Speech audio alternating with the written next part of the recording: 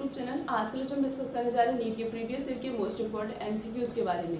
सबसे पहला क्वेश्चन है, which one of the following is not the function of placenta. इन चार में से ऐसा कौन सा है जो प्लेसेंटा फंक्शन नहीं परफॉर्म करता है। पहला ऑप्शन है सिक्रीट ऑक्सीटोसिन ड्यूरिंग पार्चुरेशन। क्या ये पार्चुरेशन के समय ऑक्सीटोसिन सिक्रीट करता है, या फिर facilitate the supply of oxygen and nutrient to the embryo, या फिर जो है ऑक्सीजन और न्यूट्रिएंट सर्वाइव करता है, एम्ब्रियो तक पहुंचाता है। ये ऑप्शन बिल्कुल सही है। उसके बाद सिक्रीट एस्ट्रोजन, और फिर उसके बाद है facilitate removal of CO2 and waste material from embryo.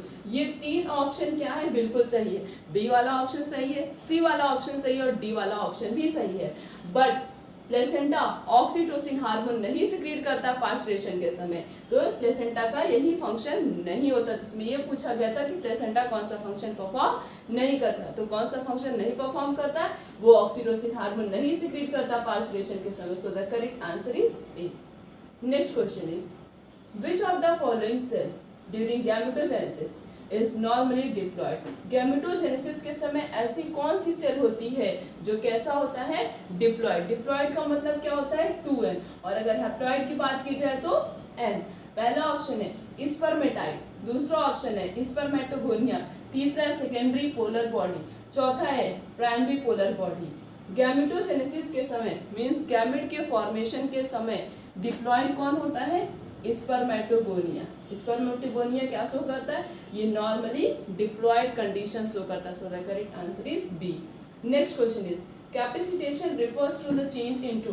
Capacitation का क्या मतलब होता है। पहला ऑप्शन है ओवम बिफोर फर्टिलाइजेशन। क्या ओवम का सिक्रीशन होना फर्टिलाइजेशन के पहले, या फिर ओवम सिक्रीट होगा फर्टिलाइजेशन के बाद, या तो स्पर्म का सिक्रीशन होगा फर्टिलाइजेशन के बाद, या स्पर्म सिक्रीट होगा बिफोर फर्टिलाइजेशन।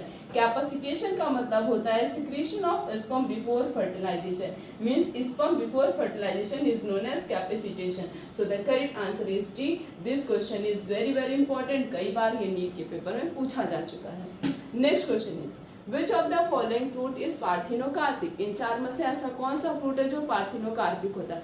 पार्थिनोकार्पिक फ्रूट क्या होता है, ऐसा फ्रूट बिना फर्टिलाइजेशन के ही उसमें क्या होगा, फ्रूट का फॉर्मेशन होगा, उसे बोलते हैं पार्थिनोकार्पिक फ्रूट। तो उसमें बताना है कौन सा पार्थिनोकार्पिक फ्रूट है। बनाना किस टाइप का फ्रूट होता है, बनाना पार्थिनोकार्पिक फ्रूट है। बाकी जो तीन फ्रूट है ये पार्थिनोकार्पिक नहीं होते। So the correct answer is ए।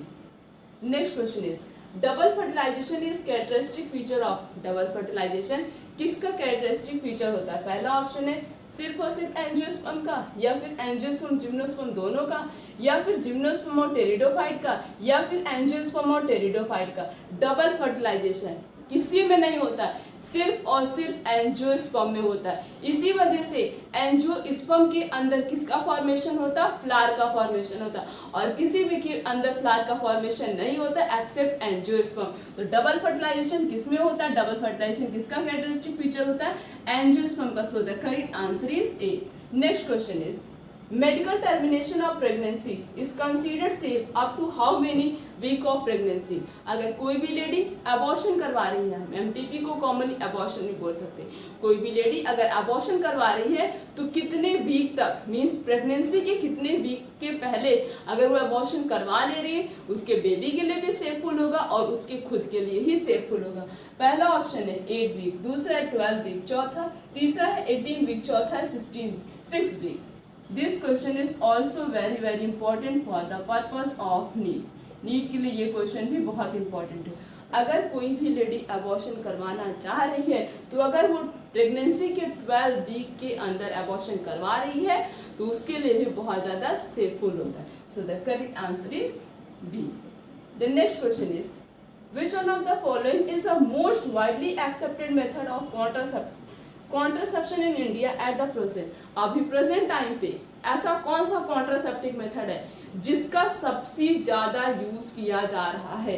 पहला ऑप्शन है क्या सर्वाइकल कैप का, या फिर ट्यूबिकोटॉमी का, या फिर डायाफ्राम का, या फिर इंट्रायूट्राइन डिवाइस। कौन सा ऐसा टेक्निक है, IUD इंट्रायूट्राइन डिवाइस एक ऐसी टेक्निक है जिसका यूज सबसे ज्यादा किया जा रहा अभी प्रेजेंट टाइम पे। किसका यूज, बुक में लिखा है, बिल्कुल क्लियर लिखा गया है कि इंडिया में, ये पूरा सेंटेंस लिखा गया, उसके बाद लिखा गया है IUD इंडिया वाला क्वेश्चन है about 97% of oxygen is transported by RBC. कम से कम 97% ऑक्सीजन कौन ट्रांसफर करता है? हमारा आरबीसी करता है। बाकी बचा कुचा जो 3% है इसको कौन ट्रांसफर करेगा? पहला ऑप्शन है क्या हमारा प्लाज्मा करेगा, या फिर हमारा लंग करेगा, या फिर हमारी जो सेल मेम्ब्रेन प्रेजेंट होती वो करेंगी, या फिर हमारा माइटोकॉन्ड्रिया करेगा। 97% oxygen is transported by the RBC and remaining 3% is transported by the plasma. But 97% जो है RBC, ये जो है किसके द्वारा ऑक्सीजन ट्रांसफर होगा? RBC की हेल्प से। बाकी 3% किसकी हेल्प से होगा? That is plasma. So the correct answer is A. Next question is in mammalian eyes the fovea is the center of the visual field where mammals की eyes में ये जो फोबिया सेंटर प्रेजेंट होता है ये visual field में means इसका क्या स्पेशल फीचर होता है? पहला ऑप्शन है क्या उसके पास रॉड ज्यादा प्रेजेंट होते हैं कोन्स के कंपैरिजन में, या फिर हाई डेंसिटी होती है कोन्स की एज कंपेयर टू रॉड के कंपैरिजन में, बट वहां पे रॉड नहीं प्रेजेंट होता है। ऑप्टिक नर्व्स लीव्स द आई, या फिर जहाँ पे ऑप्टिक नर्व्स नहीं पाई जाती उसे फोबिया रीजन कहते हैं, या फिर ओनली रॉड्स आर प्रेजेंट, या फिर सिर्फ और सिर्फ रॉड्स प्रेजेंट होते हैं फोबिया रीजन। मैमल्स की आई में जो फोबिया सेंटर होता है जो विजुअल फील्ड के रिस्पॉन्सिबल होता है उसके पास हाई डेंसिटी ऑफ कोन्स, वहां पे कोन्स के नंबर ज्यादा प्रेजेंट होते हैं occur, but has no rod. Fovea के पास मैमल्स की आई में जो फोबिया सेंटर होता है वहां पे हाई डेंसिटी में कोन्स रीजन प्रेजेंट होता है, बट वहां पे रॉड्स का कोई भी कैरेक्टरिस्टिक फीचर नहीं होता, मींस वहां पे रॉड नहीं प्रेजेंट होता है। So the correct answer is B. Next question is even if there is no damage in photoreceptor cell, अगर हमारी फोटोरिसेप्टर सेल में कोई भी डैमेज नहीं हो रहा है still the person not able to see due to the damage of which part of the body. Even there मतलब हमारी जो फोटो रिसेप्टर सेल है उसमें कोई डैमेज नहीं हो रहा है फिर भी पर्सन देख नहीं पा रहे हैं, तो बॉडी का ऐसा कौन सा ऑर्गन होगा, बॉडी हमारी आईज का ऐसा कौन सा पार्ट होगा जो डैमेज हो जाएगा जिसकी वजह से person unable to see? First option is क्या सिलरी बॉडी में डैमेज होगा, या फिर हमारे आइरिस में होगा, या फिर हमारे कॉर्निया में होगा, या फिर हमारे कोरोइड लेयर में होगा। फोटो रिसेप्टर में तो कोई डैमेज नहीं हो रहा है फिर भी पर्सन को क्यों नहीं दिखाई दे रहा है? क्योंकि उसके कॉर्निया रीजन में उसका जो कॉर्निया है वो डैमेज हो जाएगा। So the correct answer is C. The next question is Sertoli cell are regulated by pituitary hormone known as Sertoli cell ऐसा कौन सा हार्मोन सिक्रीट होता है पिट्यूटरी ग्लैंड से जो किसको रेगुलेट करता हो? हमारे सर्टोलाई सेल को। पहला ऑप्शन है क्या प्रोलैक्टिन, या फिर ल्यूटिनाइजिंग हार्मोन, या फिर फॉलिकल स्टिमुलेटिंग हार्मोन, या फिर growth hormone. Sertoli cell are regulated by the pituitary hormone which is known as follicle stimulating hormone, that is FSH. So the correct answer is C. The next question is pituitary gland is under control of. Pituitary gland को हमारा कौन सा gland होता है जो उसको control करके रखता है और दोनों का आपस में बहुत ही अच्छा इंटरेक्शन होता है? क्या हाइपोथैलेमस, या फिर एड्रिनल ग्लैंड, या फिर पाइनल ग्लैंड, या फिर thyroid gland? Pituitary gland is under the control of hypothalamus. Pituitary gland को कंट्रोल कौन करता है? हमारा हाइपोथैलेमस करता है। So the correct answer is A. The next question is In man the osmotic center are situated in। Man's में osmotic center कहाँ present होता है? ऑस्मोटिक सेंटर का मतलब होता है वाटर बैलेंसिंग सेंटर, मीन्स हमारे ब्रेन का ऐसा कौन सा पार्ट है जो क्या करता हो? वाटर को बैलेंस करके, मीन्स वाटर को हमारी बॉडी में मेंटेन करके रखता हो। पहला ऑप्शन है सेरिब्रम, दूसरा ऑप्शन है हाइपोथैलेमस, तीसरा पिट्यूटरी ग्लैंड और चौथा क्या? मिडुला ऑब्लोंगेटा। मैंस में ऑस्मोटिक सेंटर कहाँ प्रेजेंट होता? हमारे हाइपोथैलेमस में प्रेजेंट होता। हमारा हाइपोथैलेमस रिस्पॉन्सिबल किसके लिए होता है? For the purpose of regulation of water. So the correct answer is B.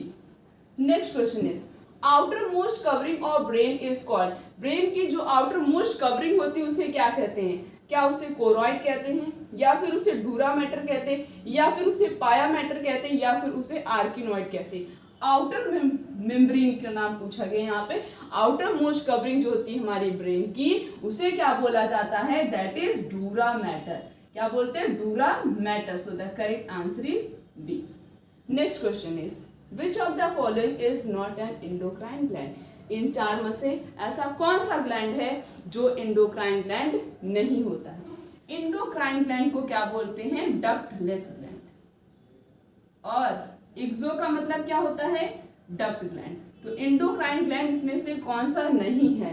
Pancreas is endocrine gland, adrenal gland is also endocrine gland, thyroid gland is also endocrine gland, but salivary gland is known as exocrine gland। salivary gland endocrine gland के अंदर नहीं आता है, इसे क्या बोलते हैं? ये exocrine gland के अंदर आता है। So the correct answer is D, क्योंकि यहाँ पे पूछा गया था कि ऐसा इन चार में से कौन सा ग्लैंड है जो कि endocrine gland नहीं है। तो कौन सा नहीं है? salivary gland। तो हमने इस पूरे लेक्चर में नीट के प्रीवियस ईयर के मोस्ट इंपॉर्टेंट एमसीक्यूज के बारे में डिस्कस किया। आने वाले लेक्चर में इस तरीके से और बहुत सारे एमसीक्यूज के बारे में डिस्कस करेंगे ताकि हमारा चैप्टर अच्छे से क्रिस्टल क्लियर हो जाए। तो आज का लेक्चर यहीं तक। Thank you.